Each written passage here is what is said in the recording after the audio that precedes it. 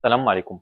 أنا وديع، وهاد القناة غادي نشاركو فيها أفكار بسيطة لكنها قوية وتقدر تغير حياتك اليومية.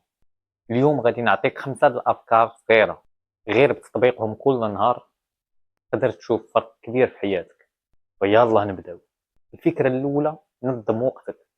أول حاجة خصك تعرفها، الوقت هو أغلى حاجة عندك، ماشي غير كتسجل ساعتك في النهار، ولكن خصك تخطط شنو غادي دير.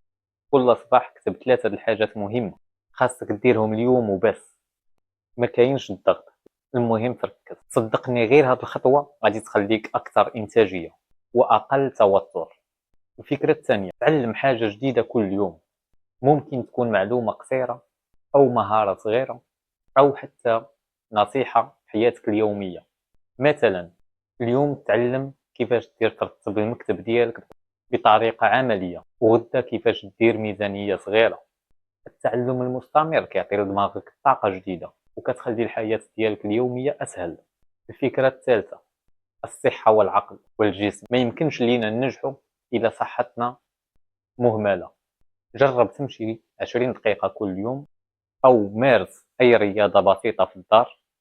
وأهم حاجة العقل، فالعقل محتاج راحة، فخاصك تنعس مزيان وخلي شوية الوقت لنفسك. فكر وتأمل واكتب أفكارك، فهاد الشي كيعطيك طاقة وحيوية بلا ما تحس. الفكرة الرقم 4: التواصل الإيجابي. الناس اللي دايرين بيك كيعكسوا طاقتك. حاول تقرب راسك بالناس الإيجابيين اللي كيدعموك واللي كيحمسك. حتى مع الناس السلبيين تعلم تحمي نفسك وتركز على أفكارك وحلمك. صدقني تأثير العلاقات على نجاحك اليومي كبير بزاف. الفكرة رقم 5: خصص وقت للتفكير. هذه آخر نصيحة ولكن مهمة. فخاصك كل نهار توقف دقيقة أو جوج وتفكر في حياتك، شنو نجحتي فيه وشنو خاصك تحسن.